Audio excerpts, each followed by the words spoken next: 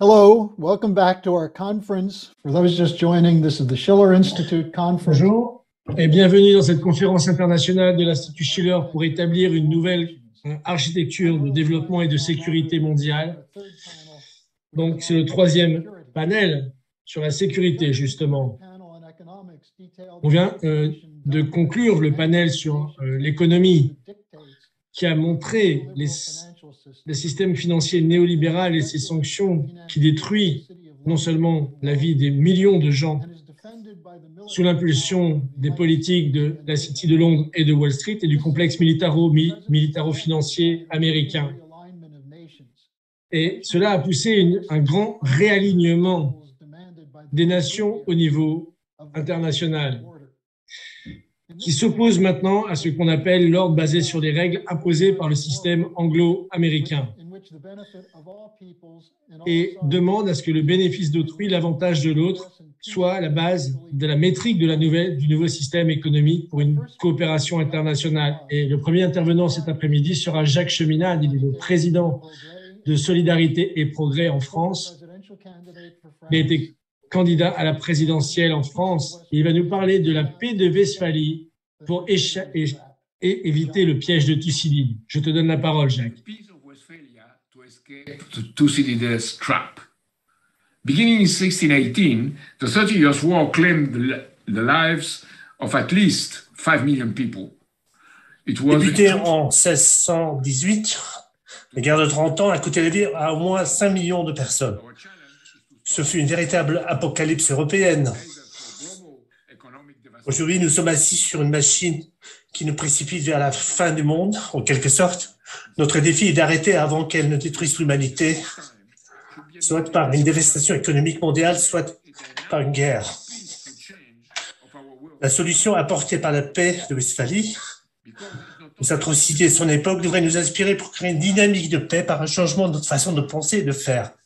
Parce qu'elle a non seulement mis fin aux guerres de religion et établi une nouvelle forme de négociation de paix entre les États, comme vous pouvez le lire dans tous les livres d'histoire, mais plus fondamentalement parce qu'elle a abordé l'agapé, ce mot grec pour qualifier de bonne volonté créatrice et rédemptrice pour tous les hommes dans un sens séculier. Dans son dialogue des civilisations euro-asiatiques, Larouche nous dit la base implicite de la connaissance de la compétence de nos choix ne réside pas dans l'expérience du passé, mais dans la pertinence de notre expérience du futur. L'esprit de la paix de Westphalie est une référence pour nous, précisément pour cette raison. Il se rapporte à une conception de l'homme qui n'existait pas encore à l'époque, mais qu'il était néanmoins absolument indispensable de concevoir afin de mettre un terme à la destruction mutuelle qui s'opère dans un système perdant-perdant. C'est notre défi aujourd'hui, à nouveau, de voir avec les yeux du futur.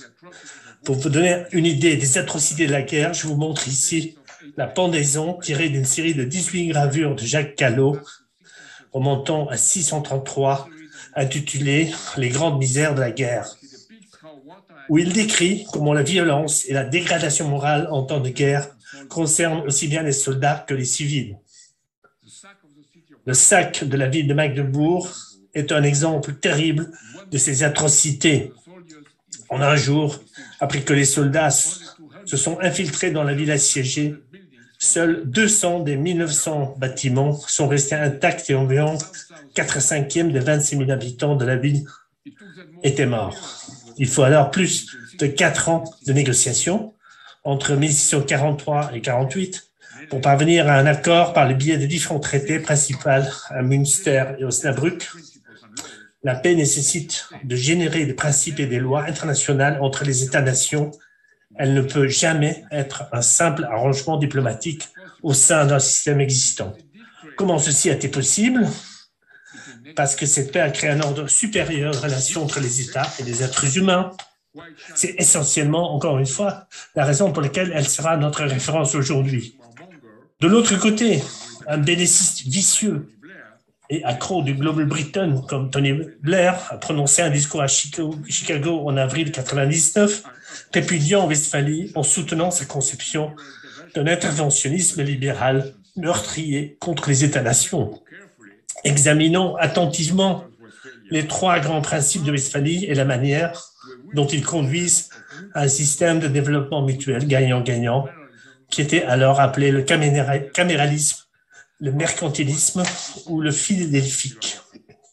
L'article 1 de Westphalie énonce le cœur de la philosophie, qui est une paix chrétienne et universelle, et que chaque partie s'efforce d'obtenir le bénéfice, l'honneur et l'avancement de l'autre. Fin de citation. C'est tout à fait contraire au principe de la géopolitique, selon lequel chaque joueur essaie de tirer profit de tous les gains au détriment des autres. L'article 2 stipule, citation, « Il y aura d'un côté et de l'autre un oubli, une amnistie ou un pardon perpétuel de tout ce qui a été commis depuis les commencements de ces troubles, en quelque lieu et de quelque manière que les hostilités aient été pratiquées, de telle sorte que personne, sous quelque prétexte que ce soit, ne puisse pratiquer aucun acte d'hostilité, entretenir aucune inimitié ou se causer aucun trouble. » Fin de citation. Voilà ce qui signifie voir avec les yeux du futur et non à travers les griefs sans fin et autodestructeurs du passé. Puis, le traité, avant de régler les revendications territoriales, s'attache à remédier à la ruine économique dans laquelle tous s'enfoncent.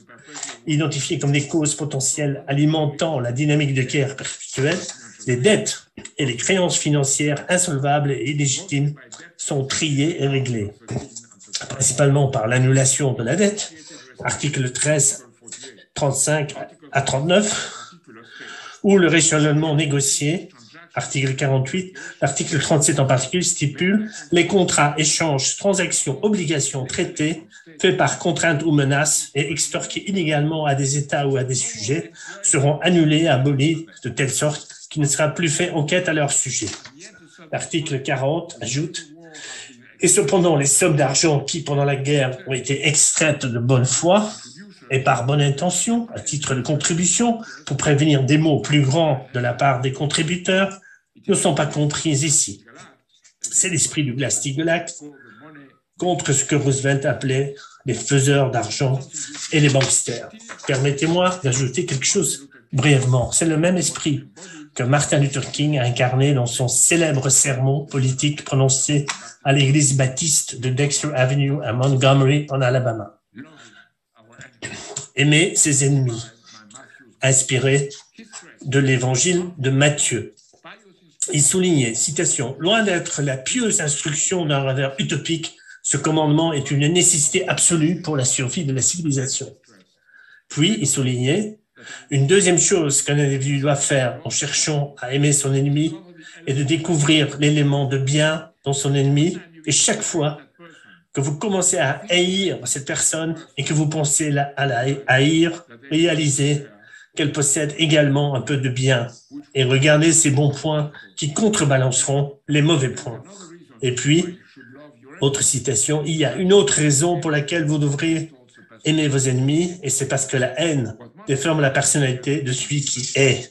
Ce que MLK exprime ici dans sa forme la plus profonde est un principe partagé par la mère de toutes les civilisations de notre histoire humaine, s'engager à améliorer une personne en changeant sa façon de penser et d'agir, et donc à s'améliorer soi-même. Transformer l'autre, c'est l'esprit de la paix de Westphalie. Voilà notre défi, inspiré par Nicolas de QS. Vous avez entendu Algazep Larouche nous mettre au défi d'atteindre le niveau de la coïncidence des opposés. Faire la paix, ce n'est pas résoudre les choses avec un ennemi, mais transformer un ennemi, élever-le à un niveau de pensée et d'action plus élevé que celui qui est à l'origine du conflit, d'où il devient possible de partager le bien ensemble. C'est précisément là que la paix de Westphalie conduit à l'épanouissement de la créativité humaine dans l'univers physique. La paix, pour être maintenue et développée, doit être fondée sur une augmentation de la productivité humaine associée à la découverte de nouveaux principes physiques appliqués sous forme de technologie assurant de meilleures conditions de vie sociale pour tous. C'est ce qui a été accompli en Allemagne et en France sous l'impulsion des esprits créatifs de la seconde partie du XVIIe siècle, en particulier de Gottfried Wilhelm Leibniz en France, autour de l'Académie des sciences, C'est connu sous le nom d'économie mercantiliste, dit colbertiste. En Allemagne, cela s'appelle le caméralisme, la mise en place d'un État stratège engagé au même temps à l'amélioration des rendements agricoles, à la production manufacturière, tout en honorant sa responsabilité sociale et une croissance économique à long terme pour le bénéfice de tous. Il est essentiel de souligner ici que Leibniz, dans son Novissima Sinica de 1697, a développé le concept selon lequel l'Ouest et l'Est du continent eurasien devraient échanger le meilleur de chacun, l'engagement envers la science et le développement technologique à l'Ouest et les principes de développement social harmonieux en Chine. Quelques échanges de grande valeur pour les deux ont bien eu lieu, mais le projet, en tant qu'impulsion vers l'unité universelle, a été bloqué. N'est-ce pas précisément ce qui n'a pas été possible alors, qui est notre défi westphalien à tous aujourd'hui? Je suis heureux que le but de notre conférence soit précisément celui-là. L'unité sans l'uniformisation, l'échange du meilleur de nous tous pour assurer la paix par le développement commun de nos potentiels humains dans l'univers au-delà de ce que nous connaissons. Leibniz, dans son Codex Juris Gentium, a écrit « L'homme des biens est celui qui aime tout le monde, autant que la raison le permet. La charité est une bienveillance universelle et la bienveillance, c'est l'habitude d'aimer ou de vouloir aimer le bien. L'amour signifie donc se réjouir du bonheur de l'autre. Le bonheur de ceux dont le bonheur nous plaît se transforme en notre propre bonheur puisque les choses qui nous plaisent sont désirées pour elles-mêmes. Certains qualifieraient cela d'utopique. Ils se trompent lourdement. Mortel, parce que l'alternative est de tomber dans le piège Thucydide, la conception géopolitique selon laquelle une puissance déclinante est nécessairement confrontée à une puissance montante et que cela signifie la guerre. C'est ce qui a ruiné Sparte et Athènes dans les guerres du Péloponnèse. Ce qui menace de nous ruiner aujourd'hui serait bien pire, car il se situe cette fois au niveau de l'humanité entière, équipée d'algorithmes financiers destructeurs et d'armes nucléaires. Leur culture est une culture de la mort. La nôtre est une culture de la vie pour le bien commun et les bénéfices des générations futures. Un dernier mot pour conclure. Xi Jinping est un lecteur assidu de Leibniz et le site internet Ai Shi Chang, ce qui veut dire l'amour de la pensée, est une plateforme pour le dévouement chinois à l'avenir. Ce que l'Europe a généré, y compris la Constitution des États-Unis, est l'autre raison pour laquelle nous sommes ici. Soyons donc heureux d'être différents, mais avec le même élan pacifique et westphalien d'unité pour réparer et reconstruire notre monde si immédiatement menacé. Merci Jacques. Jacques sera avec nous lors des périodes questions-réponses et je remets l'adresse courriel où vous pouvez envoyer vos questions.